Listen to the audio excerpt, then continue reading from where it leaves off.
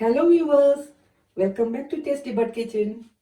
இன்னைக்கு உங்களுக்கு எங்களோட கிச்சனில் ஒரு ஸ்பெஷலான ஐட்டம் ஒன்று செய்ய போகிறேன். வித்தியாசமானது, எல்லாருக்குமே ரொம்ப ரொம்ப பிடிக்கும்.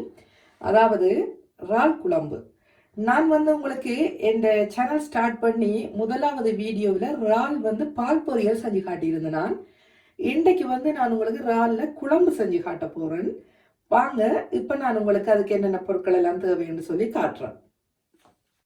ஓகே, இப்ப பாருங்க, நான் இறால் குழம்பு செய்யறதுக்கு இந்த இறால் எடுத்து வச்சிருக்கேன். பாருங்க, இது பிளாக் டைகர் இறால் என்று சொல்றது. இங்க பாருங்க, இந்த சைஸ் இப்படி இருக்குண்டு.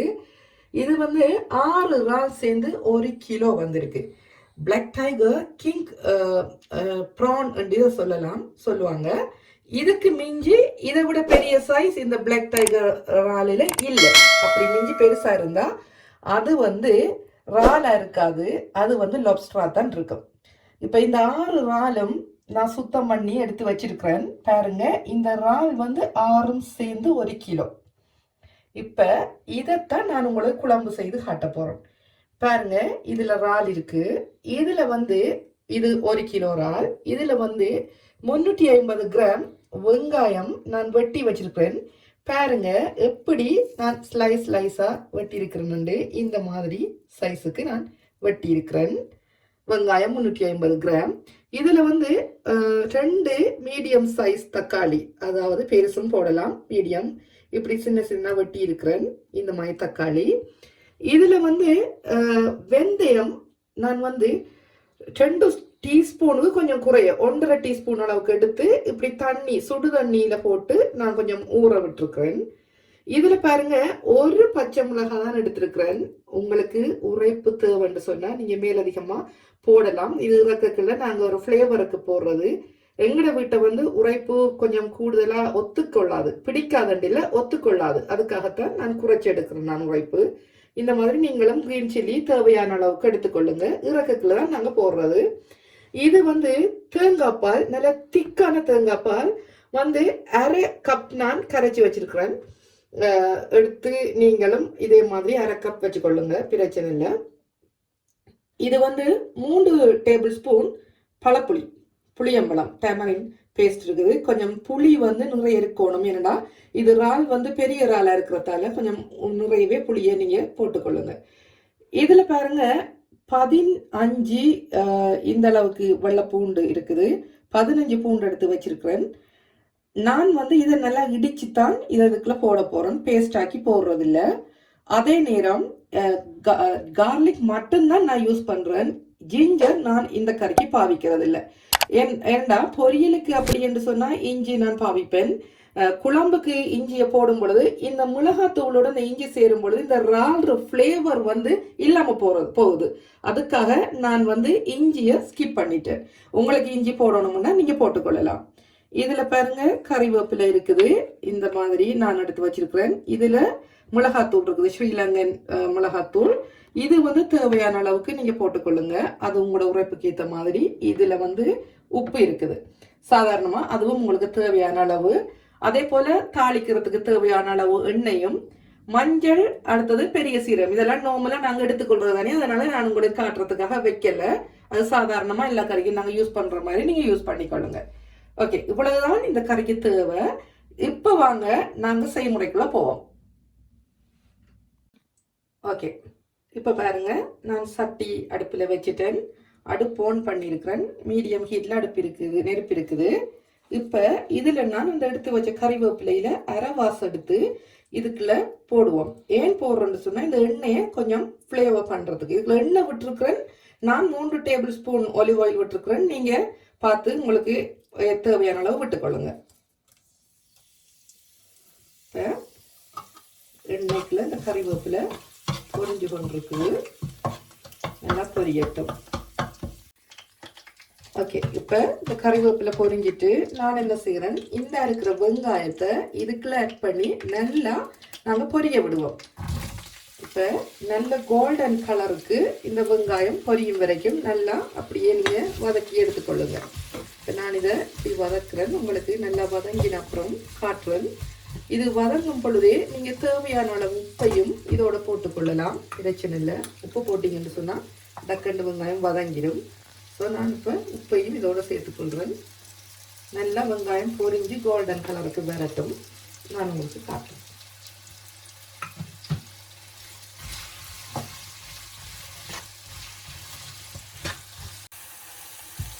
ஓகே, இப்போ பாருங்க, உங்களுக்கு தெரியும் இந்த வெங்காயம் கோல்டன் கலர் ஆகி கொண்டு வருது. நான் கொஞ்சம் நெருப்பை கூட்டி இருந்தேன். இப்போ மீடியத்துலேருந்து கூட்டி இருந்தேன். இப்போ திருப்பி மீடியத்துக்கு மாற்றிட்டு இப்படி தள்ளி விட்டுட்டு இப்போ அரை தேக்கரண்டி பெரிய சீரகத்தை இதுக்குள்ள போடுறேன். போட்டு இப்போ இந்த சீரகம் கொஞ்சம் நல்லா பொரிய விட்டுக்கொள்வோம். இப்படியே இந்த வெங்காயத்தோட சேர்ந்து நல்லா இது பொரியட்டும்.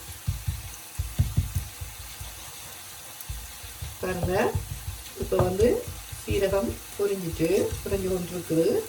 இந்த நேரம் பார்த்து நாங்கள் வெள்ளைப்பூடு வந்து இடித்து வச்சிருக்கிறோம். நான் அந்த வெள்ளைப்பூடை இதுக்குள்ள சேர்த்துக்கொள்வோம்.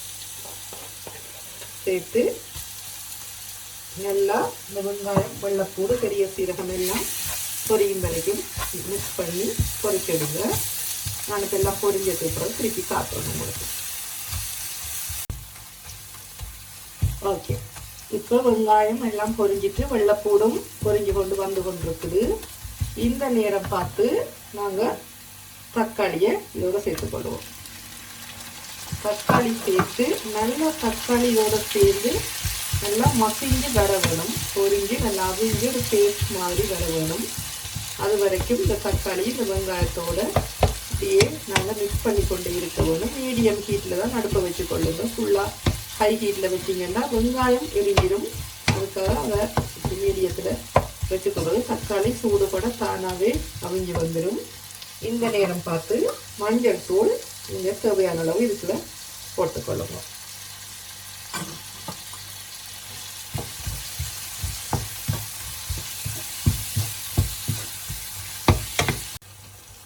ஓகே, இப்போ பாருங்க, தக்காளி வெங்காயம் எல்லாம் சேர்ந்து நல்லா மிக்ஸ் ஆகி வந்திருக்குது. இந்த நேரம் நீங்க என்ன செய்ய வேணும், உங்களுக்கு தேவையான அளவு மிளகாத்தூளை போட்டுக்கொள்ளுங்க. அது உங்களோட உரைப்புக்கு ஏற்ற மாதிரி போடுங்க. நான் எங்களுக்கு அளவுக்கு நான் போட்டிருக்கிறேன். போட்டு இந்த வெங்காயம் இந்த மிக்சரோட இந்த மிளகாத்தூள் நல்லா மிக்ஸ் பண்ணணும். மிக்ஸ் பண்ணி இந்த எண்ணெயோட சேர்ந்து நல்லா அப்படியே பொரிஞ்ச மாதிரி வர வேணும். இப்படி நல்லா மிக்ஸ் பண்ணிட்டு திருப்பி எடுத்து வச்சிருக்கிற இந்த பழப்புளி கரைசல் அதை இதுக்குள்ள போட்டுக்கொள்ளுங்க. கொஞ்சத்தை போட்டுக்கொள்ளுங்க, கொஞ்சத்தை இறங்குக்குள்ள போட்டு வச்சுக்கொள்ளுங்க. போட்டு இதையும் நல்லா சேர்த்து மிக்ஸ் பண்ணுங்க. மிக்ஸ் பண்ணி இப்படி இரண்டு வரும். அது நல்ல அழகா இந்த மாதிரி வரும் வரைக்கும் எண்ணெயில் பிரண்டு வரும் வரைக்கும் நல்லா மிக்ஸ் பண்ணிக்கொள்ளுங்க. நெருப்பு குறைவாக வச்சுக்கொள்ளுங்க, இல்லாட்டி தீஞ்சிடும். அந்த உங்களுக்கு அந்த ஃப்ளேவர் வந்து கிடைக்காது. கூடுதல் தீஞ்சிச்சுன்னு சொல்லலாம். அதுக்காக மீடியத்தில் வச்சுட்டு இப்படி நல்லா மிக்ஸ் பண்ணுன்னா உங்களுக்கே தெரியும். அந்த அப்படி திரண்டு வாரது பாருங்க. இது பதம். இந்த பதத்துக்குள்ள நாங்கள் இப்போ இறாலை ஆட் பண்ணிக்கொள்ளுவோம். இப்போ பாருங்க, நான் இந்த மாதிரி இறாலை இதுக்குள்ள ஆட் பண்ணுறேன். நான் வந்து இறால் வந்து கோதோட தான் போட்டிருக்கிறேன். எல்லாமே நல்லா அழகாக க்ளீன் பண்ணிட்டு கோதோட போடுறேன். ஏனென்றா இறால் வந்து கோதோட போடும் பொழுது தான் அந்த சரியான ஒரு ஃப்ளேவர் வந்து கிடைக்கும். அப்படித்தான் நான் ஃபீல் பண்ணுறேன். இல்லை கோது எனக்கு பிடிக்கல அப்படின்னு நீங்கள் நினைச்சிங்கன்னு சொன்னால் நீங்கள் கோதை எல்லாம் க்ளீன் பண்ணிவிட்டு வெறும் இறாலையும் போட்டுக்கொள்ளலாம். அது உங்களோட விருப்பத்தை பொறுத்தது. இப்போ நீங்கள் இந்த இறாலை நல்லா இந்த மிக்சரோட சேர இப்படி வச்சுக்கொள்ளுங்க. சேர்ற அளவுக்கு நல்லா மிக்ஸ் பண்ணிக்கொள்ளுங்க. சேர்ந்து இறால்ல இருந்து தண்ணி வரும். வந்து அந்த இறாலோட சேர்ந்து நல்லா அவியும் இந்த மிக்சரோட சேர்ந்து. அந்த நேரம் பார்த்து எங்களுக்கு காணாட்டி நாங்கள் தண்ணி விட்டு கொள்ளலாம். இப்போ இந்த மெல்லிய சூட்லேயே இந்த உரைப்போட இந்த மிக்சரோட இறாலை இப்படி அவிய விடுங்க. இப்போ நான் அவிஞ்ச அப்புறமா உங்களுக்கு திருப்பி காட்டுறேன்னு பாருங்க. இப்போ மூடி வைப்போம் நாங்கள்.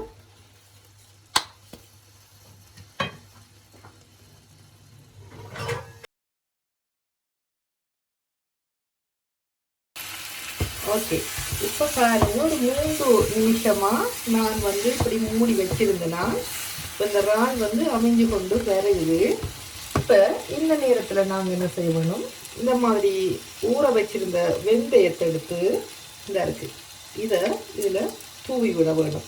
இந்த வெந்தயம் தான் இந்த இறால் குழம்புக்கு நல்ல ஒரு ஃப்ளேவரை கொடுக்குறது. இப்போ மூடிட்டேன், இதை போட்டுட்டேன் பாருங்க.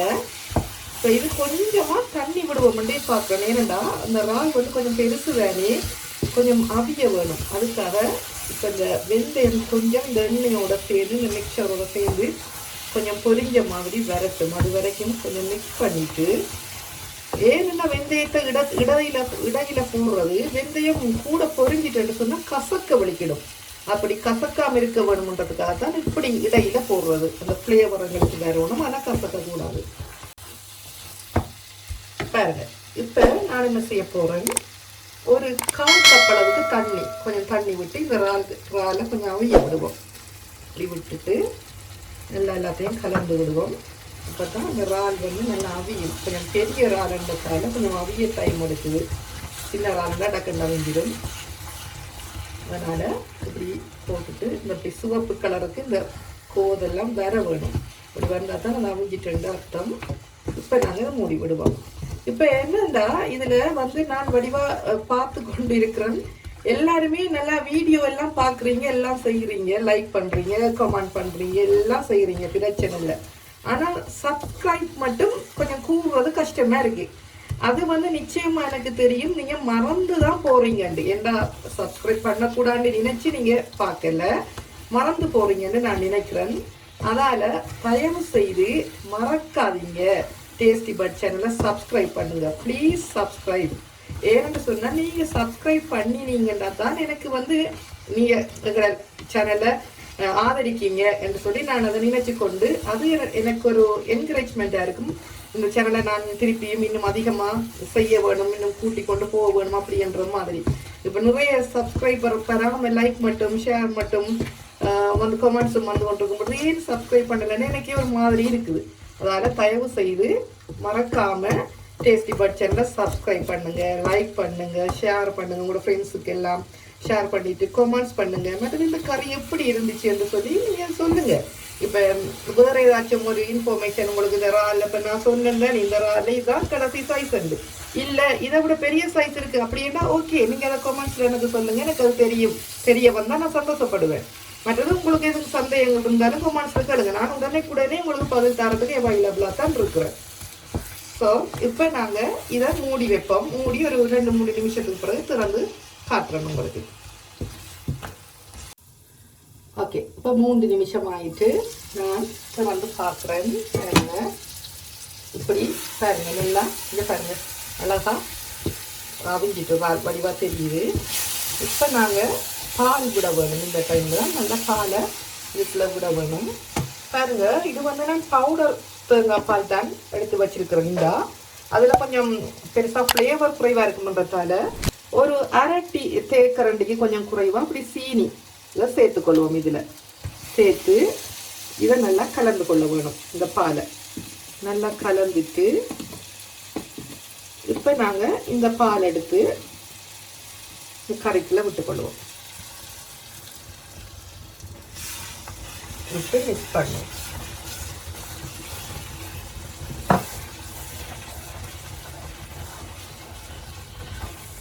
இப்போ இந்த டைமிலேயே நாங்கள் என்ன செய்வோம், கறிவேப்பிலை, மிச்ச கறிவேப்பிலை இருக்குது தானே, அதையும் இதோட சேர்த்துக்கொள்வோம்.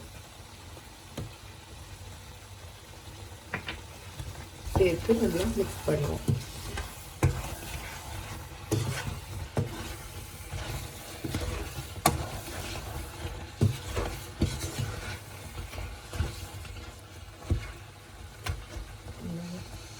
நல்லா வந்துட்டு அழகாக வந்துருக்கு. மிக்ஸ் பண்ணி இந்த தண்ணி நல்லா வத்த விட வரும். ஏன்னா அந்த இறால் கறி வந்து நம்ம பிரட்டலாக தான் எடுக்க போகிறோம், பிரட்டல் இறால் கறி மாதிரி. அதனால் மெல்லிய சூட்லேயே இதை வத்த விடுவோம். நல்லா முடிச்சுட்டு காட்டுறோம் உங்களுக்கு. வத்தின அப்புறம் இறக்கத்தில் காட்டுறோம். ஓகே, இப்போ பாருங்கள், நான் வந்து ஒரு 5 நிமிஷமாக அடுப்பில் வச்சு இதை நான் இப்படி மிக்ஸ் பண்ணி கொண்டே இருக்கிறேன். இந்த ஓரத்துலையெல்லாம் ஒயிலியாக வாரது தெரியுமென்று நினைக்கிறேன் உங்களுக்கு. இந்த மாதிரி வரும் வரைக்கும் நல்லா மிக்ஸ் பண்ண வேணும். அது வந்து இந்த நேரம் நான் ஹை ஹீட்டில் தான் வச்சு செய்கிறேன். அப்போ தான் அந்த தண்ணியெல்லாம் நல்லா வற்றி இந்த இறாலில் வறண்டு இந்த பிரட்டல் மாதிரி அந்த மிக்சர் எல்லாத்துலேயும் சேர்ந்து வரும்.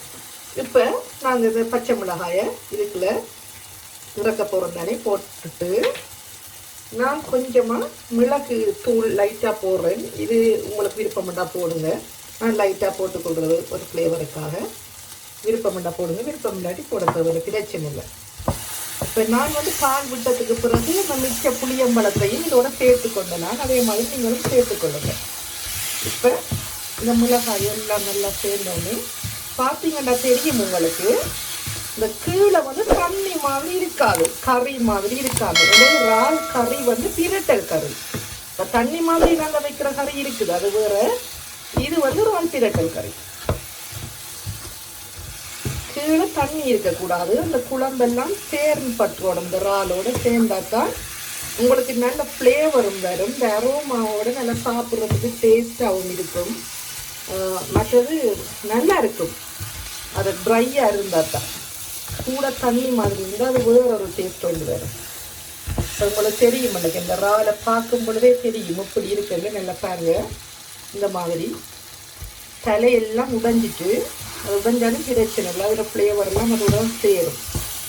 இப்போ எங்களோட இறால் பிரட்டல் கறி வந்து ரெடி ஆகிட்டு, இதை நாங்கள் ஸ்டவ் ஆஃப் பண்ணிவிட்டு நான் திருப்பி உங்களுக்கு டிஷ் அவுட் பண்ணிவிட்டு காட்டுறேன்னு பாருங்க. அப்போ உங்களுக்கு விளங்கும்.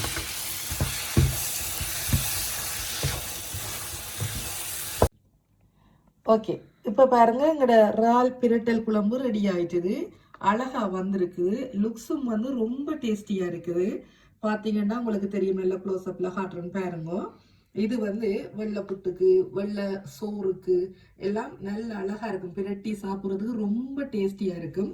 இது தண்ணி மாதிரி வச்ச குழம்பு இல்லை தானே, பிரட்டல் குழம்பு. தண்ணி மாதிரி ஒரு நாளைக்கு உங்களுக்கு நான் திருப்பி வச்சு காட்டுறேன். இப்போ நீங்கள் இந்த வீடியோ பார்த்த எல்லாருக்குமே ரொம்ப நன்றி. மறக்காமல் ஃபுல்லாக பார்த்தீங்கன்னு சொன்னால் தான் அதில் இருக்கிற எல்லா விஷயங்களும் சரியாக விளங்கி சரியாக செய்ய உங்களுக்கு உதவியாக இருக்கும்.